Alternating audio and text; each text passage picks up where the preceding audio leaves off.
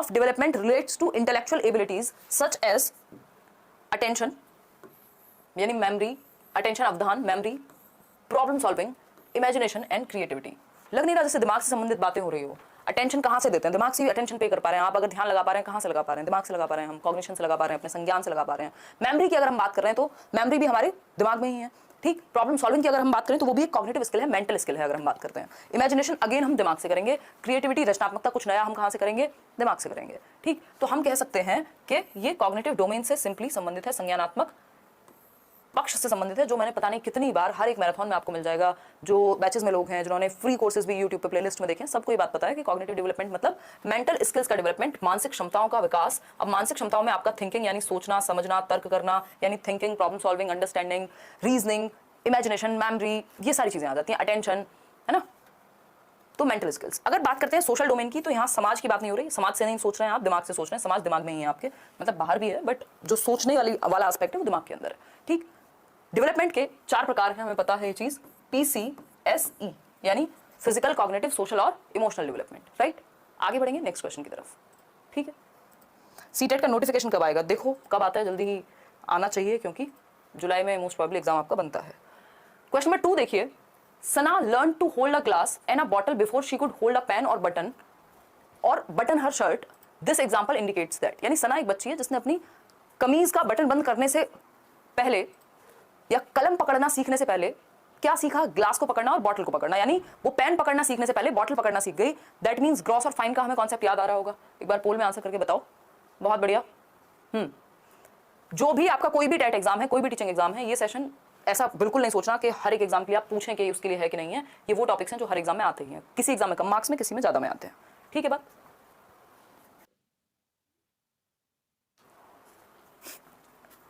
देखो एक बार,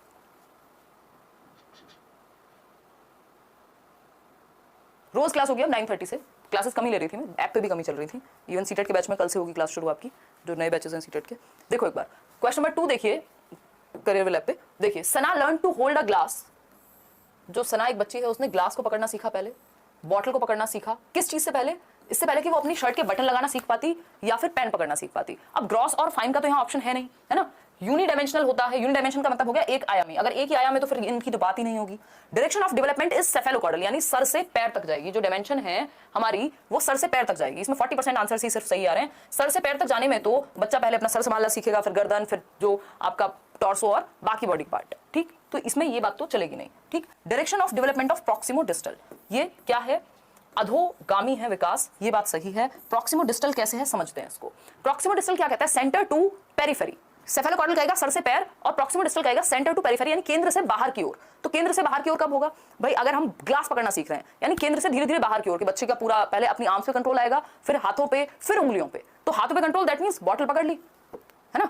फिर फाइन पे यानी पेरिफेरी की तरफ, सीमाओं की तरफ, एक्सट्रीमिटीज की तरफ कंट्रोल आएगा, दैट मींस वो पेन पकड़ पाएगा। तो पेन मतलब सेंटर से बाहर की ओर। जितना बिल्कुल बाहर क्या हो सकता है? उंगलियां, एक्सट्रीमिटीज यही है, ठीक। इसको आप ग्रॉस टू फाइन की तरह देखने की बजाय यहाँ पे प्रॉक्सिमो डिस्टल की तरह देख सकते हैं। हम ऑप्शंस के अकॉर्डिंग जाते हैं कई बार, और चीजें आपस में जुड़ी हुई हैं, ठीक। रैंडम नहीं होता कभी भी। जो डेवलपमेंट है वो एक सीक्वेंशियल पैटर्न में होता है, ऑर्डरली पैटर्न में होता है। तो डी ऑप्शन इसलिए नहीं होगा। क्वेश्चन नंबर 3 देखिए, development of children is a result of. जिन लोगों को अब से तैयारी शुरू करनी है वो अपनी तैयारी शुरू कर सकते हैं। इवन सीटेट की भी आप ये मान के चलिए नई तैयारी शुरू हो रही है आपकी। अभी कुछ देर में आपके सामने पोल होगा और आंसर करना पोल में। Development of children is a result of, यानी विकास किसका परिणाम है? विकास किसका परिणाम है? सिर्फ हेरिडिटी का, सिर्फ एनवायरमेंट का, स्कूल जाने का, या फिर interaction between heredity and environment? तो हम सब जानते हैं, बच्चा आपके घर में ये बात जानता होगा अगर आपने कभी क्लासेस ली है पेडागोजी की, कि डेवलपमेंट बराबर हेरिडिटी इनटू एनवायरमेंट, यानी आनुवांशिकता और वातावरण का परिणाम है, गुणनफल है क्या? विकास, ठीक। अब बाकी चीजें सब इसी में आ जाएंगी। स्कूलिंग किसके अंदर आ जाएगा? स्कूलिंग आ जाएगा। स्कूलिंग एंड एजुकेशन किसका हिस्सा है? एनवायरमेंट का, है ना। अगर हम बात कर रहे हैं ओनली एनवायरमेंट, तो एनवायरमेंट तो हो गया। ओनली हेरिडिटी ऐसा नहीं हो सकता ना, या तो सिर्फ आनुवंशिकता या तो सिर्फ एनवायरमेंट। एनवायरमेंट और हेरिडिटी दोनों। तो interaction between heredity and environment results into development. आसान है क्वेश्चन। कितने परसेंट ने सही दिया था आंसर देखेंगे अभी। Question number 4, which of these is not a primary agent of socialisation, यानी कौन सा एक प्राइमरी एजेंट नहीं है सामाजिकरण का, सोशलाइजेशन का प्राइमरी एजेंट। अब इस तरह के क्वेश्चंस लोगों को कंफ्यूज करते हैं, है ना, और ये कंफ्यूज करने के लिए दिए भी जाते हैं।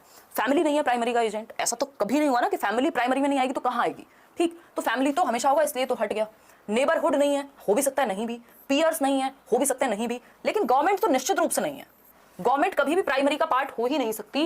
गवर्नमेंट किसका पार्ट है? सेकेंडरी का पार्ट है, ठीक है। गवर्नमेंट किसका पार्ट है? सेकेंडरी का पार्ट है, ठीक है।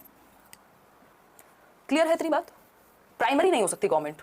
घर में जब आप पहली बार अपना सेल्फ क्रिएट करना सीख रहे हैं, सोशलाइजेशन सीख रहे हैं, तो गवर्नमेंट से थोड़ी ना डायरेक्ट इंटरेक्ट कर रहे हैं, ठीक। फैमिली, नेबरहुड, पीयर्स, ये आपके आसपास के दायरे में है फिर भी, तो बाकी ऑप्शंस को देखते हुए हमें आंसर लगाना होता है। कई बार ऐसे भी ऑप्शन आते हैं जहां पे नेबरहुड भी इंक्लूड नहीं होता प्राइमरी में, लेकिन हमें पता है कि बेहतर ऑप्शन क्या हो सकता है। गवर्नमेंट तो बिल्कुल भी प्राइमरी में नहीं होगी, और ये मैं हमेशा तरीका यही डिस्कस किया है डे 1 से कि प्राइमरी और सेकेंडरी का सीधा सीधा संबंध इस बात से है कि ऑप्शंस किस तरह के हैं, है ना। तो D option is the right answer. आगे बढ़ेंगे, 87% लोग सही दे रहे हैं उत्तर।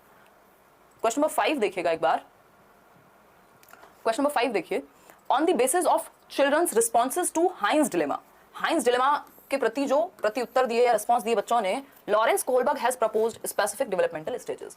लॉरेंस कोहलबर्ग ने किस तरह के विकासात्मक सिद्धांत का प्रतिपादन किया हाइंस डिलेमा के बेसिस पे। हाइंस डिलेमा क्या है? एक स्टोरी है ना। हाइंस एक व्यक्ति था जिसकी जो वाइफ थी वो बहुत ही डेडली डिजीज से गुजर रही थी और सफर कर रही थी और वो बच सकती थी। फिर इससे निकाल करके उन्होंने क्या दिया? 79% आंसर सही है, यानी मॉरल डेवलपमेंट, यानी नैतिक विकास की बात की। और इस नैतिक विकास में भी 3 लेवल्स थे और 6 स्टेजेस थी। हर एक लेवल पे 2-2 स्टेजेस थी। ये थियरी अगर आप ना पढ़ी हो, यही लेट्स लर्न पे आप सर्च करके बिल्कुल पढ़ सकते हैं, ठीक है। बात कोई दिक्कत नहीं इस बात को समझने में? हो रही है तो बताओ, नहीं है ना कोई भी दिक्कत? चलिए आगे बढ़ते हैं। अगर हम बात करते हैं सोशल डेवलपमेंट पे, बात नहीं की कोहलबर्ग ने, ना साइकोलॉजिकल ना पर्सनल, सिंपल बात है, कोहलबर्ग मतलब मॉरल डेवलपमेंट। आगे बढ़ेंगे क्वेश्चन नंबर 6 पे, पढ़िएगा एक बार। क्वेश्चन नंबर 6, इस सीरीज में आपके हर तरह के क्वेश्चंस कवर हो जाएंगे, तो इसको प्रॉपर फॉलो करना है सीरीज को, ठीक है। अगर आप इस सीरीज को, ये पेडागोजी अभ्यास को फॉलो कर पा रहे हैं तो बहुत हद तक, और नए ढंग के क्वेश्चंस जो आजकल पूछे जा रहे हैं।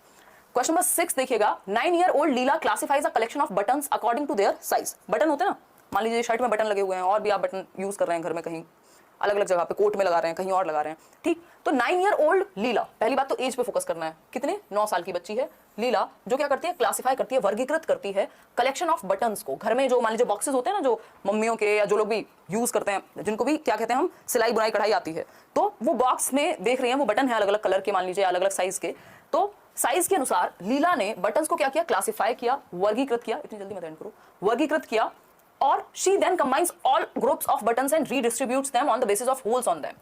किस बेसिस पे? देखो, क्लासिफाई करने का कई तरीके हो सकते हैं। क्लासिफाई करने के कलर के बेसिस पे हो सकता है, साइज के बेसिस पे हो सकता है। यहाँ उन्होंने होल्स के बेसिस पे, किसी में 3 होल हैं, किसी में 2 होल हैं, तो 3 होल वालों को एक साथ रखा, 2 होल वालों को एक साथ रखा, 4 होल वालों को एक साथ रखा, ठीक है। According to Jean Piaget's theory of cognitive development, Leela is in dash stage. क्योंकि अभी हम डिस्कशन कर रहे हैं, नहीं तो आपको बहुत देर लगती ही नहीं। जैसे ही आप 9 साल देखते, आप समझ जाते कॉन्क्रीट ऑपरेशनल की बात हो रही है। 7 से 11 वर्ष का बच्चा कॉन्क्रीट ऑपरेशनल में ही आएगा। तो 1 सेकंड का भी क्वेश्चन नहीं था, बट हमें पढ़ के समझना भी तो है ना, रटना थोड़ी है, ठीक। तो 9 वर्ष देखते हैं आपको समझ में आ जाता है। 7 से 11 तो कॉन्क्रीट ऑपरेशनल में आता है, मूर्त संक्रियात्मक में आता है। और मैंने आपको ये भी डिस्कस किया हुआ है कि कॉन्क्रीट ऑपरेशनल में CCS, है ना। हमें पता है कॉन्क्रीट ऑपरेशनल में 3 क्वालिटीज आती हैं। कॉन्क्रीट ऑपरेशनल, पियाजे की 4 स्टेजेस में से तीसरी स्टेज कॉन्क्रीट ऑपरेशनल स्टेज, मूर्त संक्रियात्मक, मूर्त चीजों के प्रति लॉजिक सबसे पहले आता है। 3 चीजें हमने डिस्कस की हुई हैं, CCS। मैंने आपको एग्जांपल भी दिया था कि चौधरी चरण सिंह यूनिवर्सिटी नहीं है ये क्या है? कंजर्वेशन। संरक्षण का गुण आएगा बच्चे में, वो ये समझ जाएगा शेप और साइज के बदलने से क्वांटिटी सेम रहती है, संरक्षण का गुण। क्लासिफिकेशन, यानी वर्गीकरण के या तो रंग या फिर साइज के आधार पे अलग अलग भागों में या अलग अलग कैटेगरी में विभाजित कर पाए। क्लासिफिकेशन का मतलब क्या होता है? कैटेगरी में विभाजित करना। फिर आएगा सीरिएशन, कि असेंडिंग डिसेंडिंग ऑर्डर में लगा पाए प्रॉपर। तो ये 3 गुण आते हैं कॉन्क्रीट ऑपरेशनल में, जो कि 7 से 11 वर्ष की आयु है, राइट। कोई दिक्कत परेशानी नहीं है। चलें आगे, नेक्स्ट क्वेश्चन की तरफ देखें एक बार, क्या कहता है नेक्स्ट क्वेश्चन। देखिएगा एक बार 7th क्वेश्चन देखिएगा। 7th क्वेश्चन आपके सामने है, और एक बार आंसर कीजिएगा। बहुत बढ़िया, आप लोगों को कमेंट पढ़ लेती हूँ मैं 1-2। Hello ma'am, good evening ma'am, पहली बार क्लास ले रही हूँ, आपसे कुछ पूछना चाहता हूँ। पूछ लो सुमन। रेगुलर चलाएंगे क्लास, अब 9:30 डेली मिलेंगे, डोंट वरी, है ना। कम क्वेश्चन करें, ज़्यादा करें, बट मिलेंगे डेली। और तो बहुत सारे गुण हैं अगर हम बात करें कॉन्क्रीट ऑपरेशनल के, है ना। अगर हम बात कर रहे हैं लॉजिक पहली बार आएगा, या फिर हम बात कर रहे हैं और भी बहुत सारी चीज़ें, जैसे रिवर्सिबिलिटी आ जाएगी बच्चे में, ईगो सेंट्रिज्म चला जाएगा, ये सारी चीज़ें हैं। चलिए फटाफट से देखते हैं। Dash occurs when children transform their experiences to fit into their existing schemes, यानी जब बच्चे अपने अनुभवों को अपने वर्तमान स्कीमा में समाहित करते हैं, तो डैश, इसको डैश कहते हैं। तो 53% आंसर हमारे ए हैं, और बाकी के जो है आंसर्स हम अगर बात कर रहे हैं तो डिफरेंट होंगे। मैं देख लेती हूँ बी कितने लोग दे रहे हैं। बी कुछ 37%, मतलब इसमें आपको कंफ्यूजन है ए और बी को लेकर के।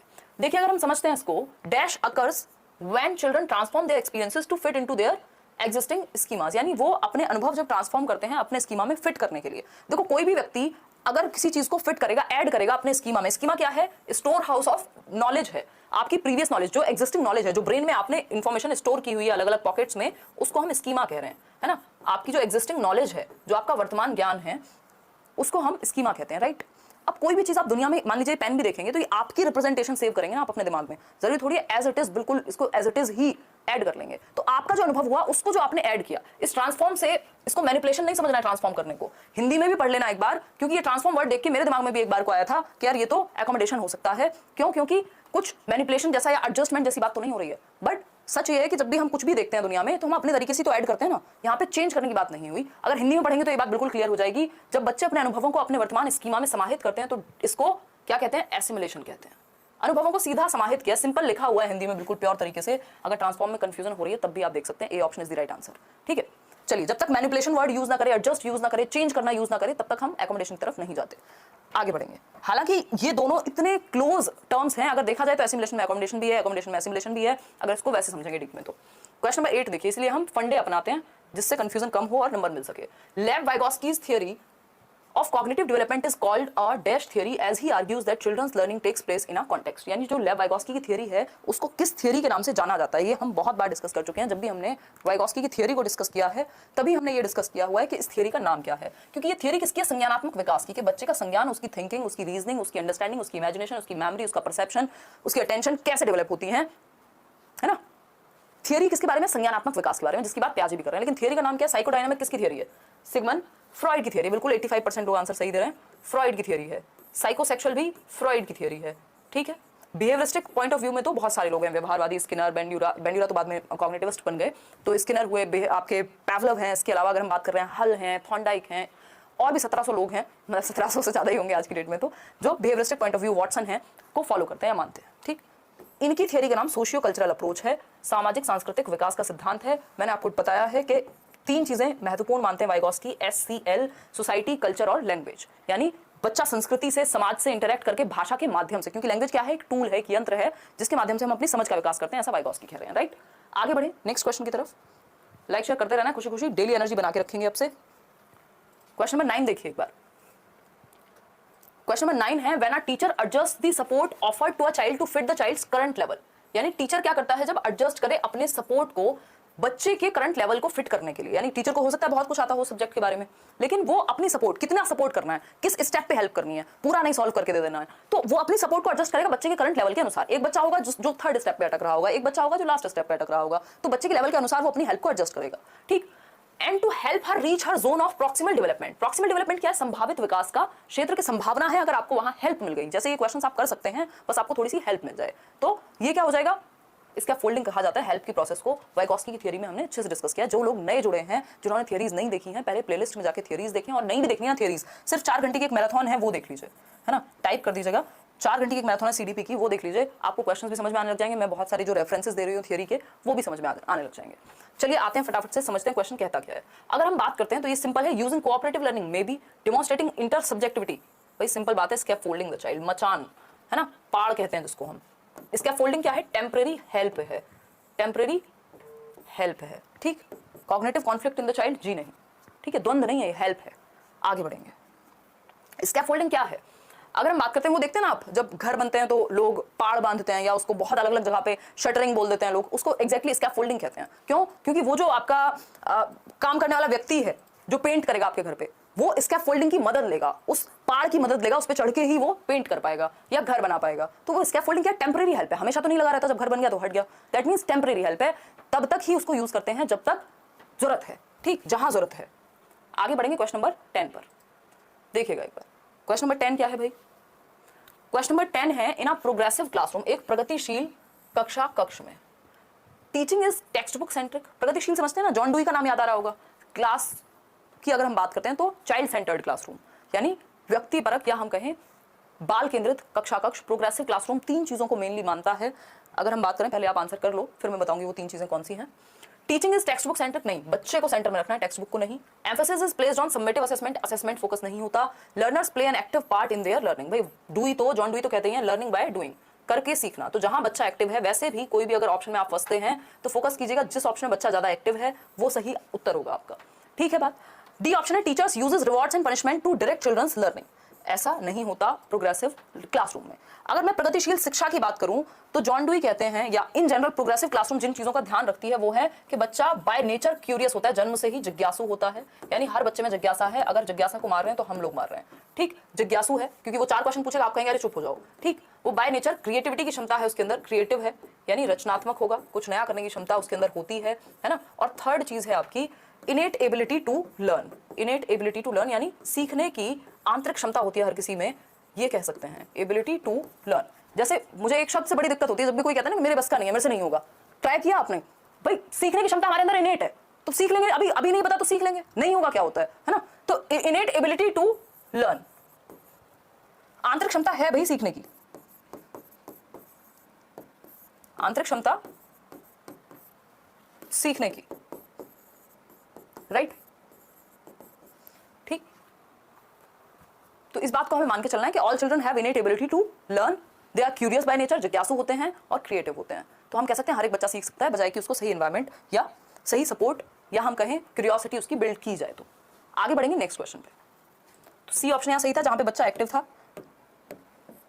प्रोग्रेसिव स्कूल्स कहां खोले गए सबसे पहले? तो शिकागो में, अमेरिका के अंदर खोले गए 20th सेंचुरी में, 1900s के अंदर। लैब स्कूल्स या एलिमेंट्री स्कूल्स के नाम से इनको जाना गया, जॉन डुई और उनकी वाइफ के द्वारा।